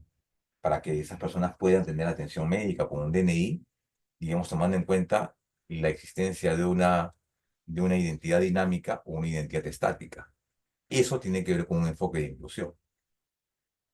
Entramos a esto, que es el enfoque de género, que es es el más complicado, ¿no? ¿Por qué? Porque este género, el tema de género, como su nombre lo dice, ha generado, acá cabe la reiteración, ha generado una serie de conflictos, ¿no? Yo diría, sin entrar a un debate con mis amigas, las feministas o aquellos que postulan estas ideas, que el género, yo diría que es en el fondo una construcción social. Una construcción social que responde a un conjunto de asimetrías y relaciones de poder, ¿no? Relaciones de poder. El concepto de género debe ser entendido no desde el punto de vista de la literalidad del sexo. O sea, me refiero que un enfoque de género no debe partir de concebir al individuo únicamente como hombre y mujer. O sea, XX y XY. El tema del género tiene que ver cómo es que te presentas, cómo es que piensas, cómo es que conceptúas, cómo es que desarrollas, cómo es que vives tu concepción de ser humano. ¿Entienden? Yo lo entiendo así. Seguramente deben haber otros puntos de vista respetables, claro está. Yo no soy dueño de la verdad. Pero obviamente estamos hablando de un concepto muy asimétrico. Es una construcción social, una construcción social basada en arquetipos. Porque dice, claro, hay género femenino y género masculino, ¿no? Pero entonces, y eso lo confunden con sexo. El sexo tiene que ver, conforme lo ha establecido el Tribunal Constitucional en la sentencia Karen Mañuca, el sexo tiene que ver con 5 elementos. Sexo registral, sexo registral, o sea, cómo te inscribes en el registro civil como hombre o como mujer, inmodificable. El sexo gonadal, somos adultos, ¿no? O tienes pene o tienes vagina, ¿no? Ese se llama sexo gonadal, las gónadas. El sexo, de ahí viene el sexo social y de ahí viene el sexo genético, ¿no? Eres XY o eres XX. Eso es, a criterio del Tribunal Constitucional, un elemento que tiene que ver con la identidad. Y recordemos que el tema de la identidad, de la identidad en la jurisprudencia del TC lo ha definido de cómo te ves o cómo te ven, ¿de acuerdo? Cómo te ves o cómo te ven. Es lo que eres o lo que aparenta ser, lo que se conoce como la identidad dinámica y la identidad estática. Tú puedes ser hombre, sin embargo tienes apariencia de mujer. Entonces, lo que determina este concepto no es el tema de la genitalidad, y mucho menos el tema genético. Es el tema de qué personalidad proyectas. Y ese es el caso de Karen Mañuca, ¿no? Entonces, el enfoque de género tiene que ver con eso, con comprender la realidad más allá del tema de la genitalidad o el tema genético. Es básicamente cómo es, cómo es que dentro de las asimetrías y dentro de estas concepciones tradicionales hombre-mujer, una persona cómo se entiende, cómo se siente, cómo se comprende, cómo se representa a sí misma. Entonces, acá estoy dejando como referencia esta sentencia del Tribunal Constitucional, ¿no? La sentencia del caso Karen Mañuca, y que tiene que ver con ello. Bien, también tiene que ver con esto el derecho a la identidad, que lo dijimos hace un rato, y que tiene que ver con esto, ¿no? O sea, la identidad tiene dos contenidos: identidad dinámica e identidad estática. La identidad dinámica es la que cambia, la identidad estática es la que no cambia. Y la identidad estática es la que tiene que ver con los nombres que pueden ser cambiados, es decir, el alias inclusive, el seudónimo también es parte de la identidad. Y es también cómo te ves tú y cómo te sientes o cómo te ven los demás. Y ese cómo te ven los demás responde a qué cosa, al género, y responde también a esta, digamos, personalidad, esta identidad dinámica. Identidad de género. Entonces, acá tenemos un criterio ya establecido por el TC que me parece interesante compartir con ustedes. Dice, debe ser entendido como la vivencia interna e individual del género, tal como cada persona la siente profundamente, la cual podría corresponder o no con el sexo asignado al momento del nacimiento, incluyendo la vivencia personal del cuerpo, que podría involucrar la modificación de la apariencia o la función corporal a través de medios quirúrgicos o de otra índole, siempre que la misma sea libremente escogida. Tiene que ver con los modales, con la apariencia, con el modo de hablar, con el modo de vestir, entre otras cosas. Pero quiero quedarme con esa frase, ¿no? La vivencia interna individual de cada persona, cómo se siente profundamente. Perfecto. Bien, acá tenemos algunos conceptos de género importantes. Ninguna persona será sometida a presiones para ocultar, suprimir o negar su identidad de género, y que la capacidad jurídica no se vea comprometida con la identidad de género. Claro que sí. Entonces, un Estado no puede implementar bajo ningún concepto medidas con respecto a esta situación, porque efectivamente las personas que tienen situadas en esta condición de lo que, o sea, de las personas, voy a decir una frase un poquito fuerte, ¿no? El Tribunal Constitucional en su momento lo llamó categorías sospechosas, así lo llamó, categorías sospechosas. La Corte Interamericana, digamos, le dio otro cariz y dijo, son categorías vulnerables. La Corte Europea dijo, en más de una oportunidad dijo, son personas que han estado permanentemente sojuzgadas y en una situación de vulnerabilidad incomprendida socialmente. Entonces, un Estado no puede aplicar una política, un Estado tiene la obligación de aplicar una política, digamos, el Estado tiene la obligación de aplicar un enfoque de género. Enfoque de género. sin que ello signifique, y hay una opinión personal, lo que se llama la identidad de género, ¿no? O sea, eso que se planteó en su colegio, en los colegios hace muchos años, ¿no? Y que ya muchos estados han dicho que no es correcto, en el que, por ejemplo, que en los baños de los colegios del estado, por ejemplo, existan pues baños para hombres, baños para mujeres y baños para terceros, ¿no? En todo caso, lo que en su momento planteó la currícula escolar, el plan escolar, que fue objeto de una acción popular hace muchos años, y que decía algo así como que la educación sexual debería orientar, ya no debería limitarse a la comprensión de dos sexos, o sea, masculino y femenino. Y yo particularmente, yo decía, imagínense, yo tengo un hijo, si yo tuviera un hijo en colegio, llega mi hijo a mi casa y me dice, papá, yo quiero saber qué sexo soy, ¿no?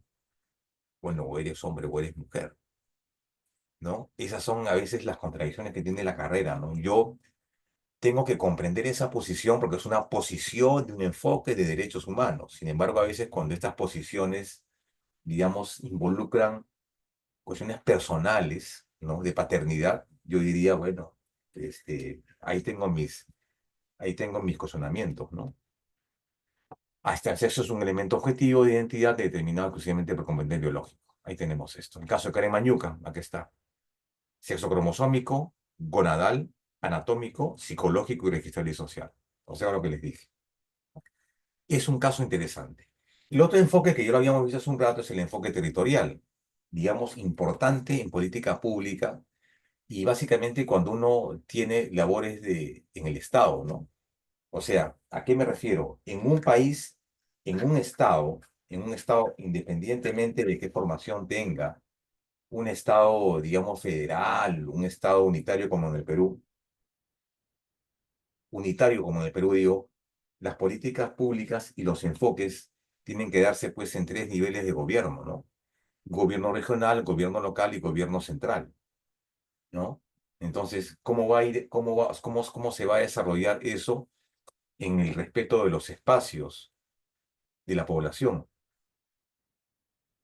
Entonces, ese enfoque territorial también debe llevarte, por ejemplo, a la implementación de políticas públicas de acuerdo ya no únicamente a demarcación territorial, sino también a qué en específico, a los problemas de la comunidad. Yo he tenido la suerte, desde hace ya muchísimos años, de recorrer todo el país, de recorrer todo el país. Y sé perfectamente que cada población, cada provincia o cada departamento de nuestro país tiene su propia idiosincrasia, tiene su propia problemática. Por ejemplo, si nos dieran a nosotros la posibilidad de implementar una política pública, por ejemplo, para conformar regiones, yo diría lo siguiente, ¿no? Cosa que se ha hecho ya en la época de Alan García, que salió pésimo esta política cuando se crean los famosos consejos transitorios de administración regional, cuando en esa época, ya hace muchos años, se dijo, no, claro, entonces aplicando o con la finalidad de aplicar una política pública y de conformar regiones, vamos a aplicar un enfoque territorial. Perfecto. Entonces, como es un enfoque territorial, voy a aplicarlo de la siguiente manera. Entonces voy a conformar mis regiones. ¿Y qué hizo el gobierno de Alan García? Bueno, dijo, bueno, vamos a crear regiones entonces, pero no regiones en base a la problemática de cada región, de cada provincia, de cada departamento, sino vamos a crear las regiones en virtud de la contigüidad territorial.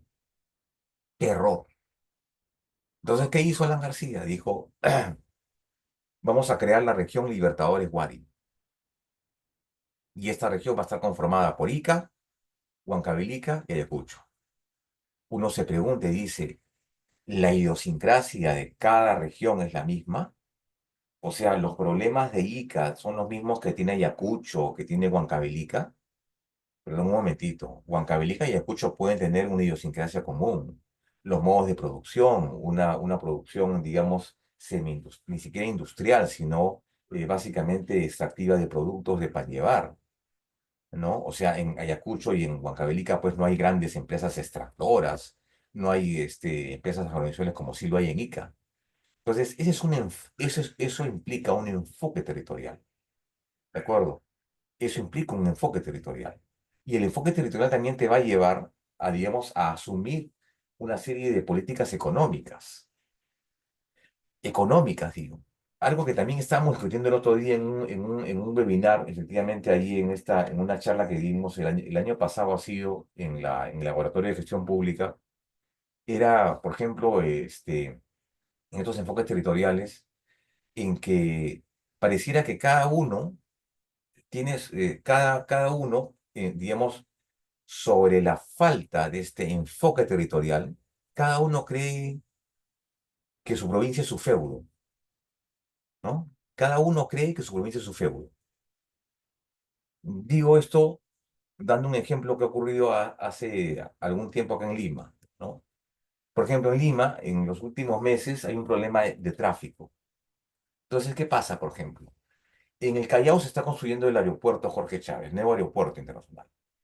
Entonces, han roto pistas, han roto avenidas, han clausurado vías y demás.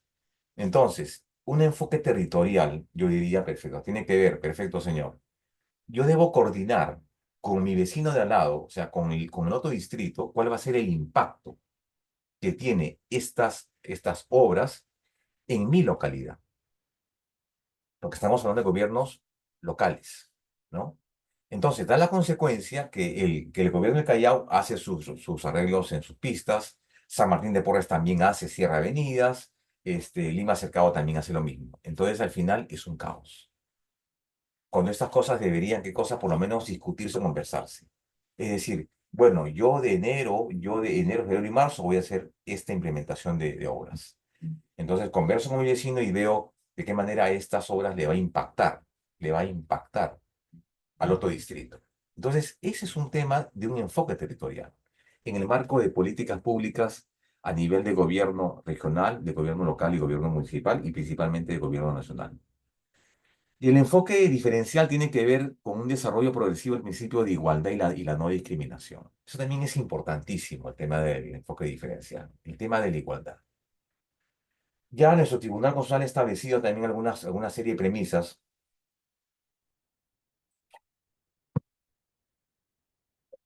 que tienen que ver con lo siguiente.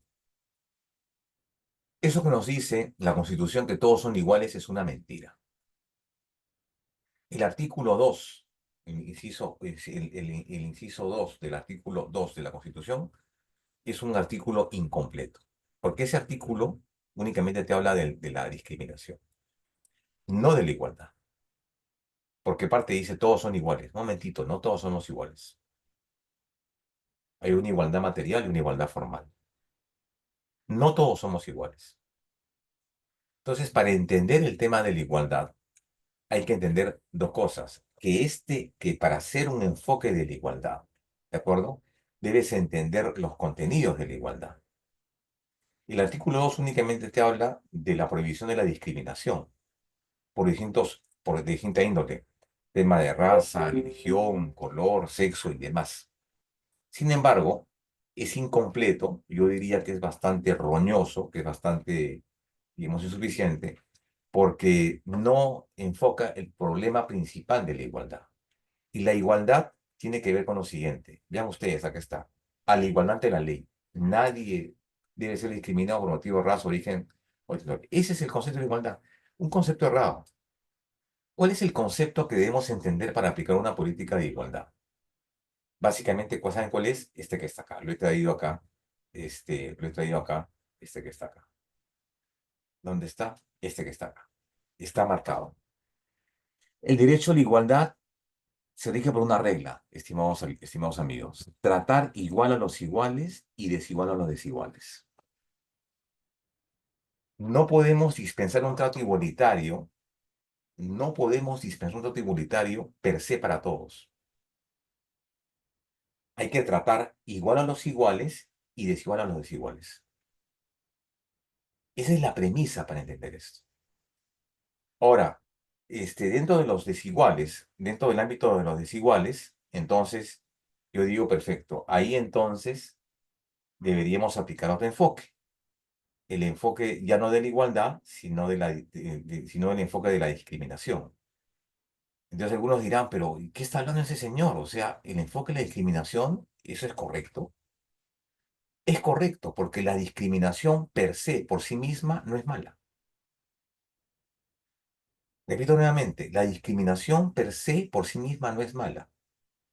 Lo que es malo, o lo que puede ser constitucionalmente incorrecto, son las razones que yo invoco para aplicar una política de discriminación.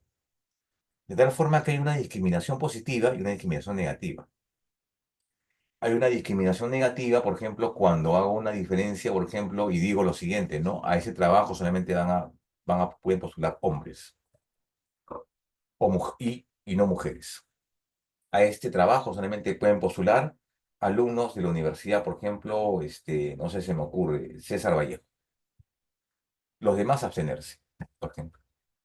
O esto que dicen generalmente, ¿no? Solamente pueden presentarse aquellas personas de buena presencia.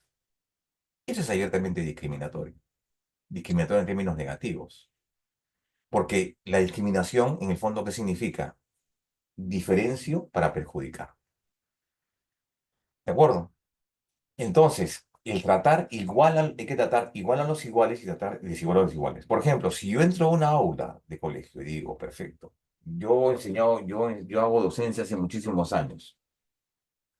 Yo recuerdo hace muchos años cuando yo enseñaba en San Marcos, que tenía una alumna que tenía una discapacidad no solamente motora, sino también una capacidad sensorial. Y la mamá la llevaba todos los días a mis clases, ¿no? En una silla de ruedas. Obviamente yo no le voy a decir a clase, le voy a decir por si acaso, tienen ustedes 30 minutos para resolver el examen. Perdón, con esta persona, en especial con esta discapacidad, tengo que hacer una diferencia. No la puedo tratar igual, porque no es igual, es desigual. Entonces yo tengo que tratar desigual a los desiguales e igual a los iguales. ¿Entienden? Entonces, en el caso, por ejemplo, de políticas públicas, en general, yo diría, claro, yo voy a aplicar lo que hizo el gobierno, lo que hizo el señor Vizcarra y decir, nadie me sale de sus casas. Nadie me sale de sus casas. O sea, entendiendo que todos están en una igualdad económica o en la misma capacidad económica, sin tomar en cuenta que mucha gente tenía que vivir el día a día. Hay algunos que tenían una capacidad económica, una vida acomodada y que, bueno, se podían quedar en su casa, pedían por delivery, por favor, lléname la refri como para 2 meses. Y la persona de a pie, la persona que tenía que vivir el día a día, ¿qué hace? Tú no puedes tratar igual a todos. Entonces, este concepto de la igualdad, este enfoque de la igualdad te dice básicamente esto, ¿no? O sea, este concepto de acá. La igualdad no es un tratamiento desigual. La igualdad no es un tratamiento desigual. Y la discriminación per se, por sí misma, no es mala. Las razones de la discriminación, eso es lo que puede ser malo. Si yo, por ejemplo, implemento una política de igualdad y digo, perfecto, en las votaciones, en las elecciones, voy a entonces, como se hizo la última elección, vean este enfoque de igualdad, que se hizo en el COVID y se hizo también en las elecciones, si mal no recuerdo. ¿Qué se dijo? Las personas mayores vayan temprano. O sea, yo les voy a implementar un horario de 8 a 1. Los adultos mayores pueden ir a esa hora. Las otras personas de las otras edades pueden ir a otra hora, ¿no? O sea, ¿para qué? Ese es un enfoque, digamos, de tratar desigual a los desiguales, igual a los iguales. En la época del COVID se hizo lo mismo, ¿no? O sea, recuerden ustedes, se dijo, bueno, tales personas van a ir a votar en tal horario y tales personas van a ir a votar en otro horario. ¿Para qué? Para evitar contagio, para evitar cercanía. Me parece eso, este, me parece eso, digamos, lo más adecuado, ¿no? Digamos, ese concepto. Y finalmente, tenemos el enfoque de la multiculturalidad. Ah, el enfoque de la equidad. Me faltaba ese, el enfoque de la equidad. ¿Qué significa la equidad? La equidad significa ya no tratar igual a los iguales, sino darle a cada quien lo que le corresponde. Yo tengo acá un gráfico que me permite un poco entender esto. Acá está. Vean ustedes, igualdad, equidad. Igualdad para todos. El tertium comparationis es para todos. Los términos de la comparación son para todos. Las condiciones de la comparación son para todos, en el primer gráfico. Y la equidad viene acá. Igualdad y equidad. Un tratamiento igualitario no siempre es un tratamiento equitativo. ¿Cómo se entiende la equidad y la igualdad? Muy simple. Les voy a dar un ejemplo que lo uso siempre en mis clases. Y me parece muy, pero muy gráfico. En una empresa hay dos trabajadores, Pedro y Juan. Pedro tiene 45 años y Juan tiene 45 años. Pedro es abogado y Juan es abogado. Pedro es abogado y Juan es abogado. ¿Sí? Ahora, este, repito, Pedro es abogado y Juan es abogado. Perfecto. Entonces, se dispone de que ambos, entonces, me olvidaba un dato. Pedro tiene un sueldo de 20.000 soles y Juan tiene un sueldo de 1.000 soles. Sale una medida del gobierno en el sentido que ambos van a tener que pagar el 1% de su sueldo en impuesto. ¿De acuerdo? 1%. Esa es una medida igualitaria. ¿Cuál sería una medida equitativa? ¿Cuál sería la medida equitativa? Si Juan gana más, Juan debería pagar más. Si Juan gana menos, Juan debería pagar menos. Decir que todos pagan igual 1%, ¿entiendes? Si todos van, si yo diría, una política igualitaria, un enfoque igualitario, yo diría, claro, todos van a ganar, todos van a pagar lo mismo, entonces eso es igualitario. Entonces yo diría, perfecto, quiero aplicar una política de igualdad, pero no se puede aplicar una política de igualdad, lo correcto sería aplicar una política de equidad. Entonces yo diría, entonces, Juan, que gana menos, debería pagar menos, y Pedro, que gana más, debería pagar más. Ese es básicamente el enfoque de la igualdad, de la equidad, mejor dicho. ¿De acuerdo? Entonces, lo que tenemos que hacer en este caso, y el otro finalmente, es el enfoque de interculturalidad. El enfoque de culturalidad es uno mucho más complejo, es mucho más complejo porque el tema de la el tema de la multiculturalidad tiene que ver con ese elemento de una permanente interacción, de una permanente interacción que lo que busca es fomentar la convivencia entre personas de diferentes culturas, religiones a través de una mirada centrada en la persona como protagonista en toda de derechos. La convivencia o la confluencia de distinta naturaleza, cultura, religión, idioma, nacionalidad, origen, un enfoque intercultural.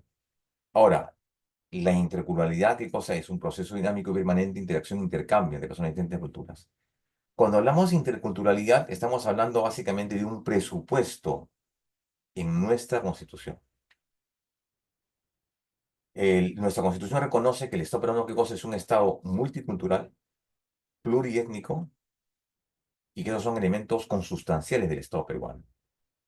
La necesaria, yo no digo tolerancia, ¿no? Sino la convivencia, la interacción, el intercambio entre personas de distinta naturaleza. Y mucho de esto estamos viendo en esta última temporada en nuestro país. Este concepto, este enfoque multicultural debería, por ejemplo, enfocar qué cosa, digamos, contenido de rituales.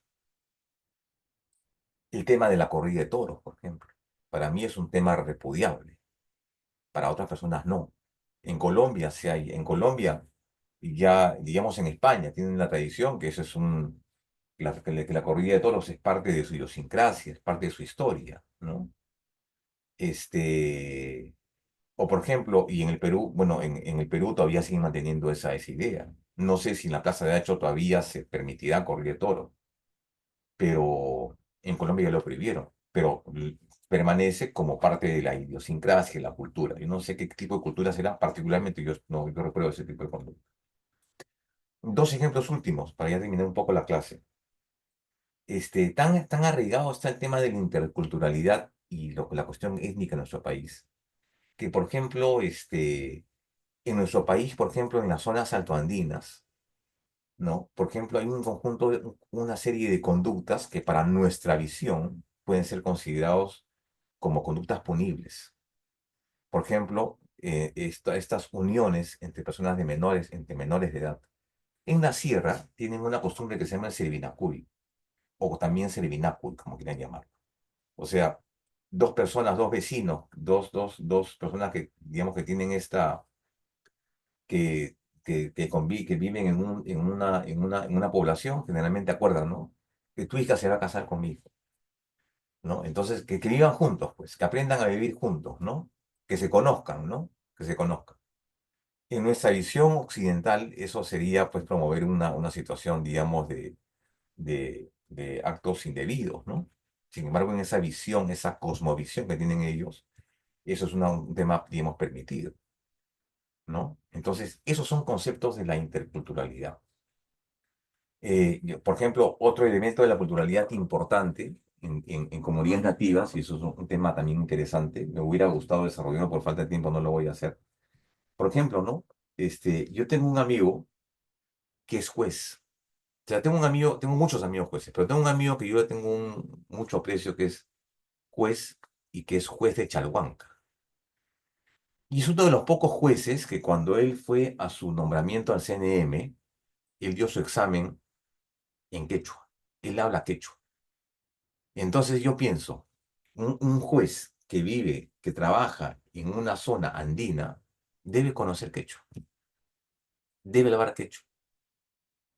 Un juez que trabaja, digamos, en zonas, en comunidades indígenas, debe, por ejemplo, saber el idioma wajún o el idioma chipiro. Indispensable, indispensable, conocer las tradiciones, conocer la historia, conocer las costumbres.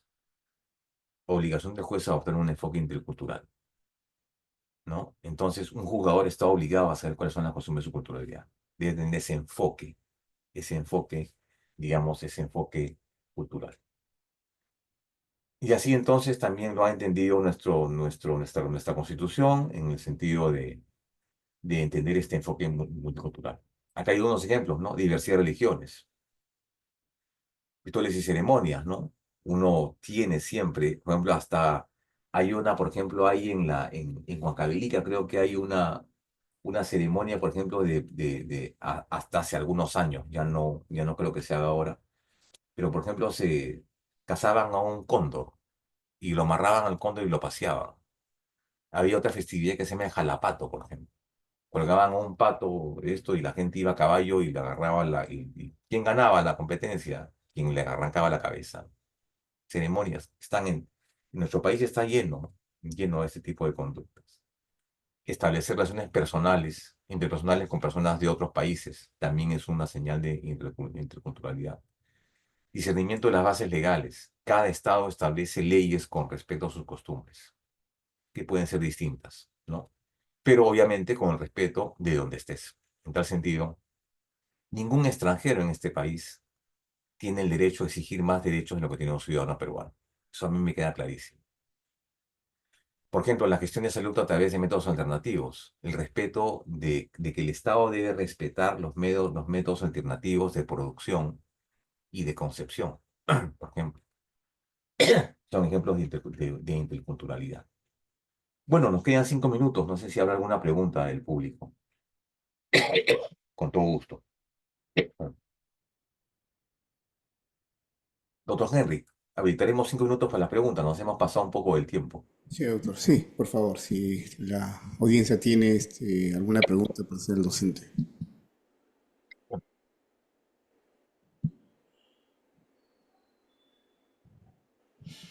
Doctor Fernando, esos temas que usted toca siempre son complicados, polémicos, ¿no? Porque hay posturas y posturas. Por más que estemos en una comunidad jurídica, siempre hay posturas porque tiene que ver mucho con la personalidad, las costumbres, la formación que uno tiene de pequeño. Una pregunta. Este, Dígame.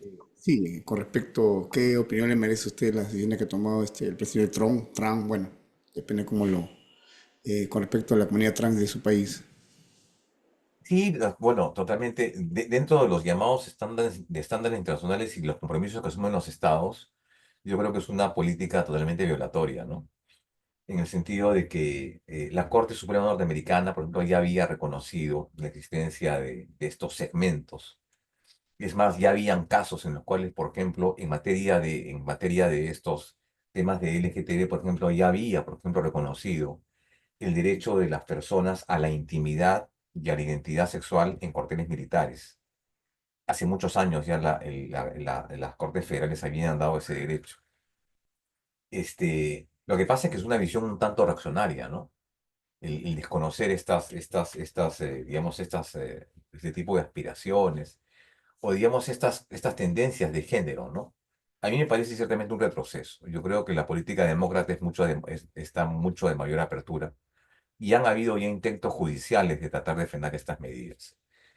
Si no hay preguntas, solamente quiero dar cuenta de un caso que es el caso, digamos, uno de los casos más importantes en materia de multiculturalidad y que tiene que ver con este caso. Por favor, y con eso terminamos la clase, sin perjuicio de que podamos también conversar estas cosas el día de mañana, que tenemos una sesión a la misma hora. Por ejemplo, este que está acá me parece un caso interesante. Lo voy a tratar de resumir de la forma más rápida. A ver, un segundito, esto está acá, un segundo, está acá el caso. Esto ocurrió en una, aquí está, este es el caso. Este es el caso, perdón, este es el caso. 709-2913 PHC. Este es un caso, lo voy a plantear de la siguiente manera muy breve, no quiero abusar de su tiempo. Ocurre una violación sexual de dos jóvenes con respecto a una menor de edad, en un poblado, me parece que era Cajamarca. Bueno, el hecho es que este hecho se somete a la justicia comunal de Cajamarca. Y la justicia comunal de Cajamarca, ¿de acuerdo? Dice, bueno, perfecto, bueno, vamos a darle un castigo a este tipo de conductas, ¿no? Aquí están los hechos. Aquí están los hechos. Aquí está, una violación de una menor de 13 años de edad. Entonces, la comunidad simplemente le da un castigo a estos indeseables. Entonces ahí se quedó. Sin embargo, ¿qué ocurrió? El fiscal de dígito tomó conocimiento de esto y dijo, no, un momentito, señor, o sea, acá hay una justicia comunal respetada por la Constitución, pero también hay un tema acá que tiene un contenido altamente justiciable y aparte penalizado, ¿no? Un acto efectivamente violatorio, muy grave. Entonces dijo, voy a iniciar una investigación penal. Entonces ahí se plantea el habeas corpus, ¿no? Se dirige en contacto con los otros oficiales fiscales y judiciales que han derivado en un mandato de detención por el delito de violación sexual. Entonces esto nos lleva en una contraposición de quién, qué dice, ¿cuál vale, la justicia comunal o la justicia ordinaria? Cuando este caso llega al TC, cuando se plantea ese habeas corpus, el TC dice, un momentito, señor, acá hay un tema de un delito muy grave, muy grave. La violación es un delito muy grave. Entonces, ningún delito, entonces, por ser bienes jurídicos de relevancia constitucional, puede ser pasible de juzgamiento en el ámbito de justicia comunal. Pero simplemente se aplicó un castigo, ¿no? Un castigo. Entonces, este tipo de conductas repercute. Y el hecho es que esto promueve una discusión interesante, que el tema comunal y su decisión se ve confrontado con la justicia ordinaria, con la justicia oficial, con la justicia occidental, y que hay una sustracción de este pedido para llevarlo en el ámbito ordinario. ¿Dónde está entonces esta visión de la justicia comunal? Un tema interesante, que lo pongo en debate para discusión probablemente en la próxima clase. Bien, este material tiene bastante temática sobre casos de la Corte Interamericana, casos del Tribunal Constitucional. Hay una parte que no he desarrollado, que es la parte de la vulnerabilidad, algunos criterios de la Corte Interamericana, y básicamente es eso, ¿no? En todo caso, con la posibilidad de no tocarlo el día de mañana, pero sí en otra oportunidad, porque ya tenemos ya calendarizados los temas para la próxima semana. Bueno, doctor, si no hay preguntas, Sí, nos sí, vemos el día de doctor. mañana Y les dejo, como no, un correo electrónico para cualquier duda. Correcto. En la información que está acá, con todo gusto se lo proporciono. También se lo voy a mandar al doctor Henry, delegado consultor, Deja en el chat, por favor. Sí, para cualquier consulta para los participantes. Ujú. arroba, hotmail.com. Hotmail.com. Ahí está. Listo. Del día de mañana tenemos la clase de políticas públicas en materia de Ah, derechos. Listo, listo. doctor. Como siempre, Gracias, doctores. Gracias, doctor. Mañana continuamos la segunda sesión. Muchas gracias. Muy buenas noches a cada uno de ustedes. gracias. Buenas noches.